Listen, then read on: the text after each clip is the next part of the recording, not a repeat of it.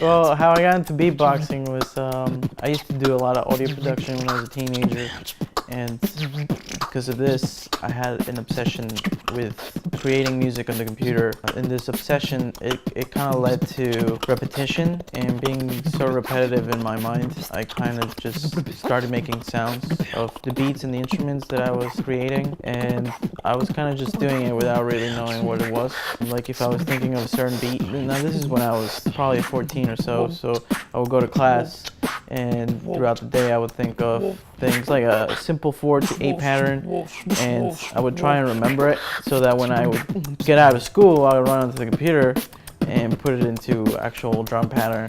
And that's how I started really doing beatboxing.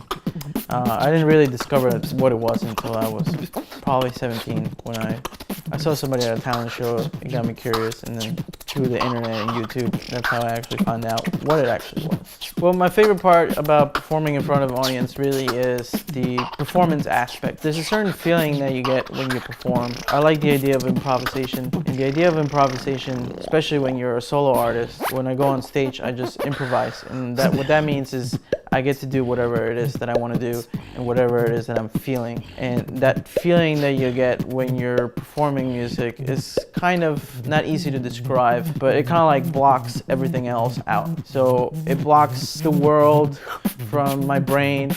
It's in a sort of way, it's almost like a meditation process. And what I like about performing in front of an audience is really me performing and giving that energy. And I also get to feel the crowd. I get to get a feedback on how they're feeling and how they're reacting to what I'm feeling, and in that way also my creative process, give them something that's creative where they get to also feel what it is that I'm doing. Well, I guess the most redeeming thing about beatboxing is that when you finally get this thing perfected or mastered or whatever you want to call it, it's an instrument. And what's cool about this instrument is that just like any musician, you know, they want to carry their guitar, but they'll have it in a case and they'll bring their guitar with them. But what if they're somewhere and they're like, oh, I wish I could play my guitar right now? Well, like, the cool thing about beatboxing for me in that sense is that this instrument is always with you, and it's a rhythmical instrument in the sense where you create rhythm.